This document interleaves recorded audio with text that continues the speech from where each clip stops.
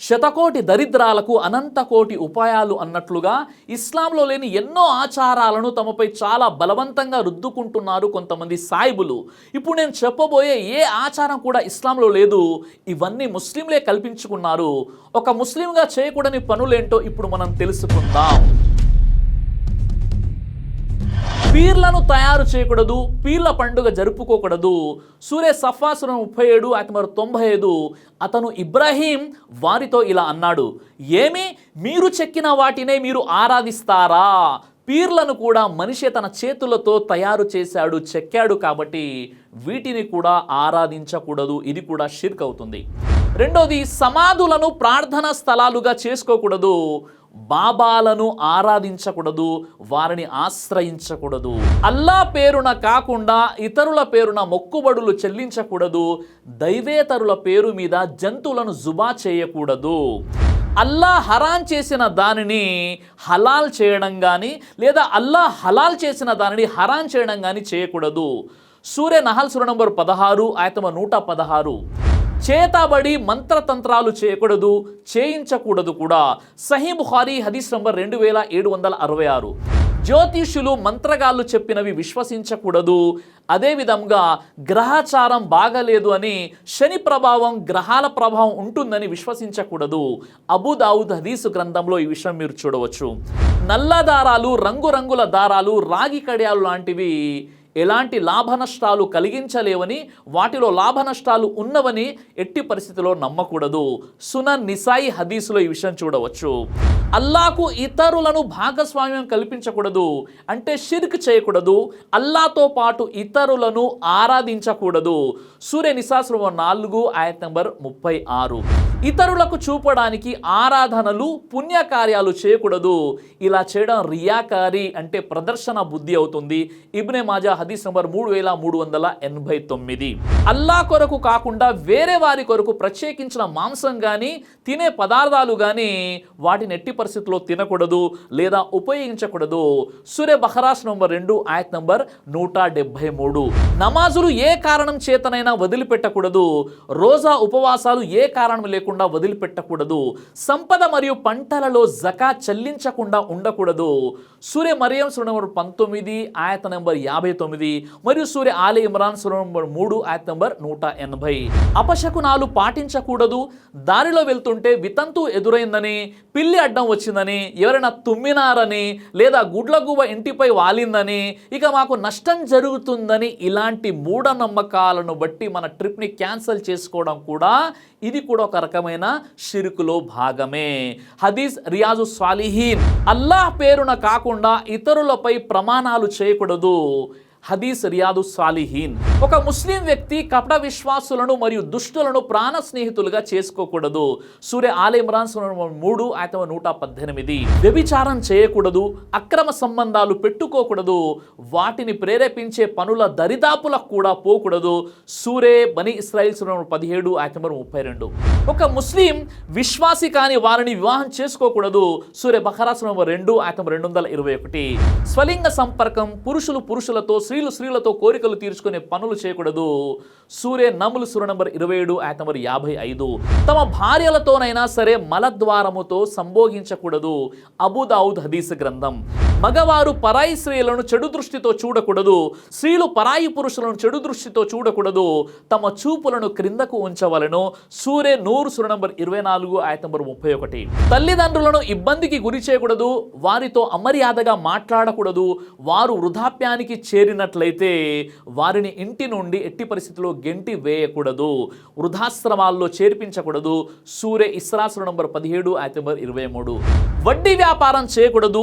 సూరే బఖరా సూర 2 ఆయత 275. అలాగే హదీసులో ఉన్న విషయం, వడ్డీ తీసుకోవడం, ఇవ్వడం, వడ్డీ వ్యవహారంలో సాక్షులుగా ఉండడం, కాగితాలు రాయడం వంటివి ఎట్టి పరిస్థితుల్లో చేయకూడదు. సారాయి త్రాగకూడదు. జూదము ఆడకూడదు. బలి ఇవ్వడం, జోస్యం కోసం బాణాలు వాడడం వంటివి చేయకూడదు. సూరే మాయిదా సూర నంబర్ 5 ఆయత నంబర్ 90. దొంగతనాలు, దోపిడీలు చేయకూడదు. లంచం ఇవ్వకూడదు మరియు పుచ్చుకోకూడదు. సూరే మాయిదా సూర నంబర్ 5 ఆయత నంబర్ 38. భ్రూణ హత్యలు, అబార్షన్ చేయకూడదు, తల్లి ప్రాణానికి హాని ఉంటే తప్ప. సూరే బనీ ఇస్రాయిల్ సూరా నంబర్ 17 ఆయత నంబర్ 31. ఇతరుల భూమిని అన్యాయంగా ఆక్రమించుకోకూడదు. బుఖారీ మరియు సహీ ముస్లిం. అక్రమ మార్గములో ధనము ఆస్తులు సంపాదించకూడదు. మిష్కాతుల్ మసాబి. హలాల్ కానివి తినకూడదు మరియు త్రాగకూడదు. సూరే తాహా సూరా నంబర్ 20 ఆయత నంబర్ 81. మత్తు పదార్థాలు, సిగరెట్, బీడీలు, తంబాకు, గుట్కా సేవించకూడదు. మద్యపానం, తాగటం, త్రాగించడం, వాటిని మోసుకెళ్లటం, వాటి వ్యాపారం చేయటం వంటివి ఎట్టి పరిస్థితుల్లో చేయకూడదు. సహీ ముస్లిం హదీసు గ్రంథం మరియు మిష్కాతుల్ మసాబి. చాడీలు చెప్పకూడదు. ఇతరుల గురించి చెడుగా చులకనగా మాట్లాడకూడదు. సూరే కలం సూరా నంబర్ 68 ఆయత నంబర్ 11. నిందలు మోపకూడదు, అపనిందలు వేయకూడదు.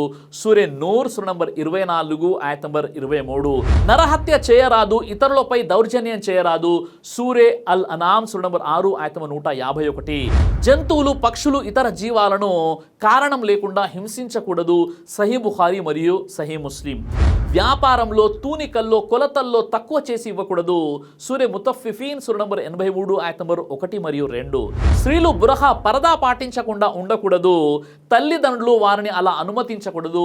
సూరే అహజాబ్ సూరా నంబర్ 33 ఆయత నంబర్ 59. స్త్రీలు చిన్నవిగా, పలుచగా మరియు బిగుతుగా ఉండే దుస్తులు ధరించకూడదు. పొరుగు వారితో చెడుగా వ్యవహరించకూడదు. పెడబొబ్బలు పెడుతూ శోకించడం అనేది చేయకూడదు. సహీ ముస్లిం హదీసు గ్రంథం మరియు రియాదు సాలిహీన్.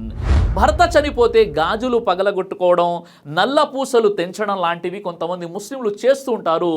ఇవన్నీ ఇస్లాంలో లేవు. కొత్తగా పెళ్ళైన వారికి జుమాగీలు చేయడం కానీ, చనిపోయిన వారికి 40 రోజులు, 10 రోజులు సంవత్సరికం చేయడం వంటివి ఇస్లాంలో లేనటువంటి ఆచారాలు. ఇవి చేయకూడదు.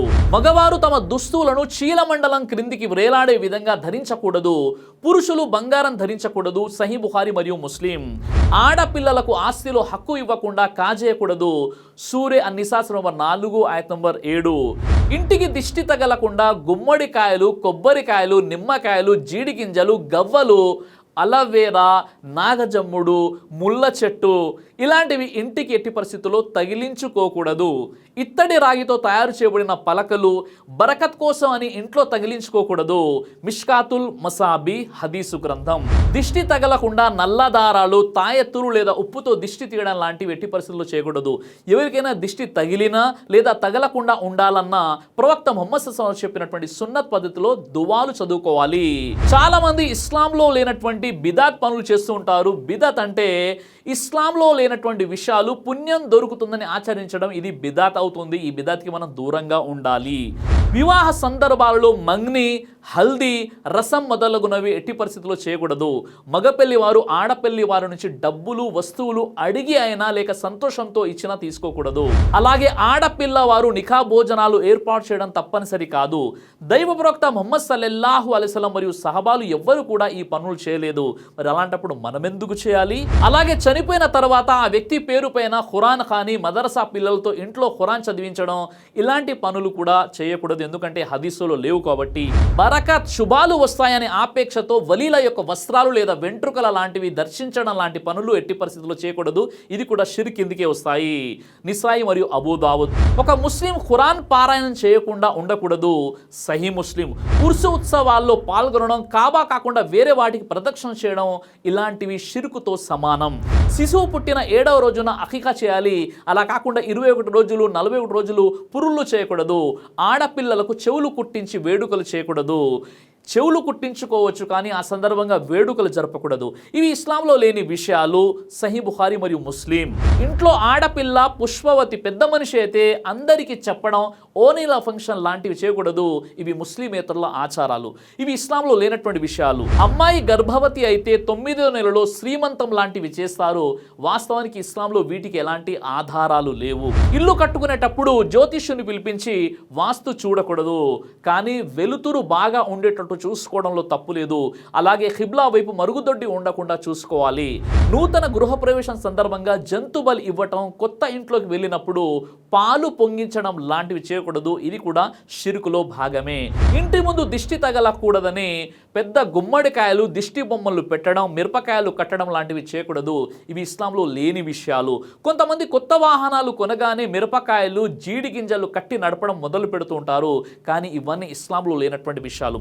ఎవరైనా చనిపోయినట్లయితే 3వ రోజు జియారత్, 7వ రోజు, 10వ రోజు, 21వ రోజు, 40వ రోజు మరియు బర్సీ సంవత్సరిక వేడుకలు ఇవన్నీ జరుపుకుంటూ ఉంటారు. వీటన్నిటి కూడా ఇస్లాంలో అనుమతి అయితే లేదు. గ్యార్వీలు చేయటం, అందులో పాల్గొనడం వంటివి కూడా చేయకూడదు. ఎందుకంటే ఇవి కూడా ఇస్లాంలో లేవు కాబట్టి. జన్మదిన వేడుకలు, మ్యారేజ్ వేడుకలు, వాలంటైన్స్ డే, ప్రేమికుల రోజు లాంటివి జరుపుకోకూడదు. ఇవి ఇస్లాంలో లేనటువంటి విషయాలు. ఏదైనా మంచి పని కోసం వెళ్తున్నప్పుడు తల్లిని లేదా భార్యని ఎదురుగా రా అని చెప్పడం కూడా ఇస్లాంలో లేనటువంటి ఆచారం. మీరు ఇంటి నుండి బయటకు వెళ్ళినా లేదా ఇంటి లోపలికి ప్రవేశించినా దువాలు చదవండి అని ప్రవక్త వారు చెప్పారు. సమాధుల మీద పువ్వులు వేయడం, చాదర్లు వేయడం, పీర్లకు వంగి వంగి దండాలు చేయడం, పెళ్లిలలో డీజేలు, డాన్సులు, పాటలు వంటి ఆచారాలు ఇస్లాంలో లేవు. సోదరులారా, ఇప్పటి వరకు నేనైతే విషయాలు చెప్పానో అవన్నీ కూడా ఇస్లాంలో లేనటువంటి విషయాలు. కొంతమంది ముస్లిములు అలాంటి ఆచారాలను ఇతరులను చూసి నేర్చుకున్నారు. అయితే ఎవరైనా ముస్లింలు ఇలాంటి పనులు తమ అజ్ఞానంతో చేసినట్లయితే వారు తౌబా చేసుకొని ఇక నుండి అలాంటి పనులు చేయమని ఖచ్చితంగా నిర్ణయం తీసుకోవాలి. కానీ ఎవరైతే ముస్లింలు తమ అజ్ఞానంతో ఈ పనులు చేస్తున్నారో అలాంటి వారు ఇక ఇస్లాంలో లేరు, వారిని ఇస్లాం నుండి బాయ్కాట్ చేయాలి, వారికి సలాం చేయకూడదు అనేటటువంటి పెద్ద పెద్ద ఫత్వాలు ఇవ్వకూడదు. ఎందుకంటే వారికి తెలియక అలా చేస్తున్నారు. తెలిసిన వారు చెప్పే ప్రయత్నం చేయాలి.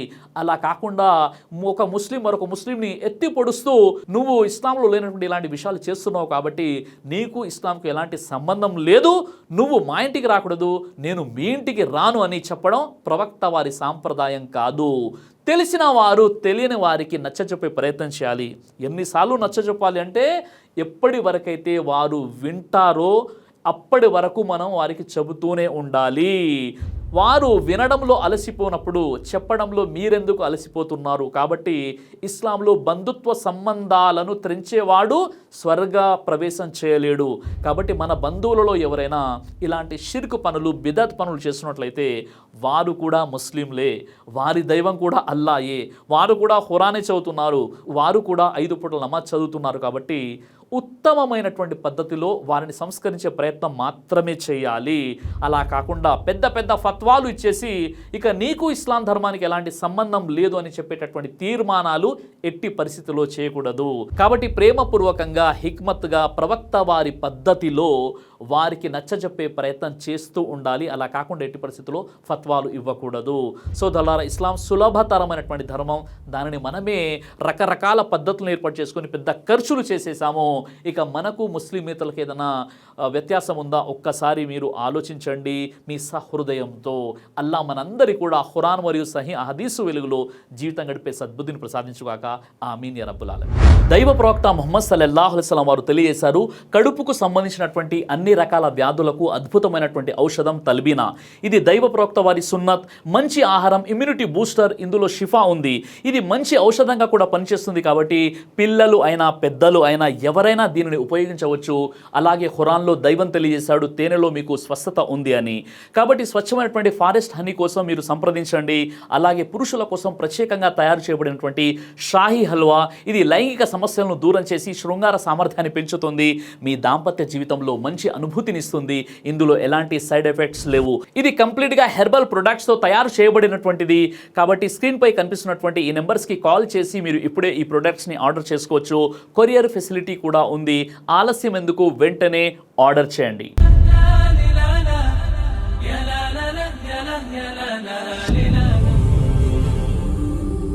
బ్రదర్ సిరాజ్ అని యూట్యూబ్ ఛానల్ని మీరు సబ్స్క్రైబ్ చేసినట్లయితే ఇన్షాల్లా దైవచిత్తం అయితే మీకు వీడియోస్ వస్తుంటాయి. అదేవిధంగా బ్రదర్ సిరాజ్ అనేటటువంటి ఫేస్బుక్ని కూడా లైక్ చేయడం వల్ల మీకు వీడియోస్ వస్తుంటాయి.